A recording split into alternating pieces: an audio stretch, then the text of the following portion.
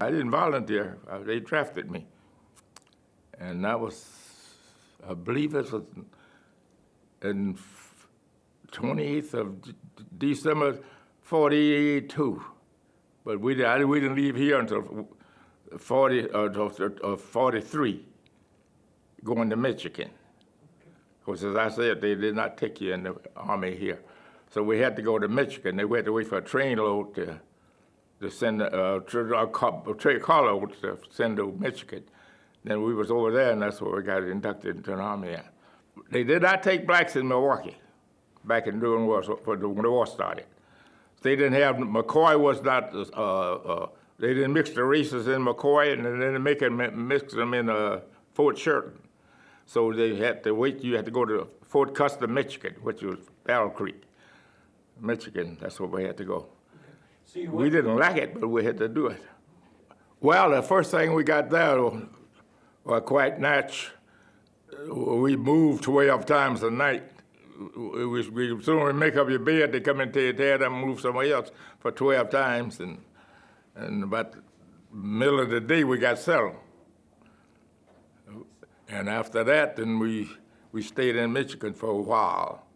So we could get we was inducted there. And then we had to get a train. They put us on a train. And then I ended up in Mississippi, Keesler Field, Mississippi. And I don't believe, some of the things happen down there, I don't believe.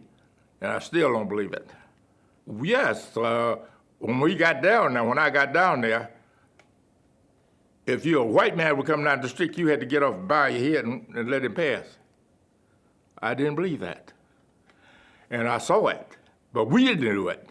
We were soldiers. And they would say, get off the street, so and so. We'd knock him down.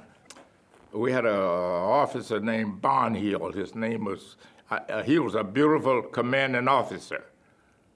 And he tell everybody, when you come on this base, you're under my rules. There's no discrimination on this base. This is in Mississippi. Another experience I had that I can say something about down there. A girl come in there, and she had said that she had been raped, and they was going to come in and go get the people. It was about, I said it must have been about 10,000 of us. She picked out 8 different men. She picked 8 different peoples, and everyone she picked out wasn't in town that night. And you know what she said? He didn't rape me, but he looked at me hard. They're from long ago. They threw us on a train. We went to a place in Washington State called Moses Lake. So that's where we went for the extended training, you know. And we trained out there, and we trained out there. And this is where I got hurt. I got hurt in Moses Lake. So we was on maneuvers. So we was out on maneuvers. And when it was telling how to jump out of the trucks when the airplane come over, I jumped out, and the guy jumped out of his truck, and the truck ran over me. My back, that's why I was wearing a brace. So I'm still wearing one. So at the back, I say, I have nothing, my back, I have nothing. It's just, they fused it together, you know. So that's why I went through a lot. And I'm still going through a lot with that back. And that's why I've been in this wheelchair today, because of my back. I can't do nothing. And then they didn't treat you they treat you pretty rough when you was in service. You can take my word for that. I'm gonna show you something. You can come and look at it. And I know it was on television. I want to see it too. Here. Come over here, I want to show you something. Okay. Okay. No, you got to get closer. Okay. I'm going to come around Okay. this way. Now, can you see that? Feel that. Just feel that. See how far that is? Was black. You didn't get the best training. I mean, you got it, but you know, you was treated like a horse, you know.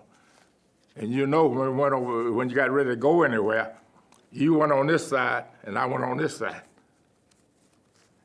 Even in the Army? In the Army.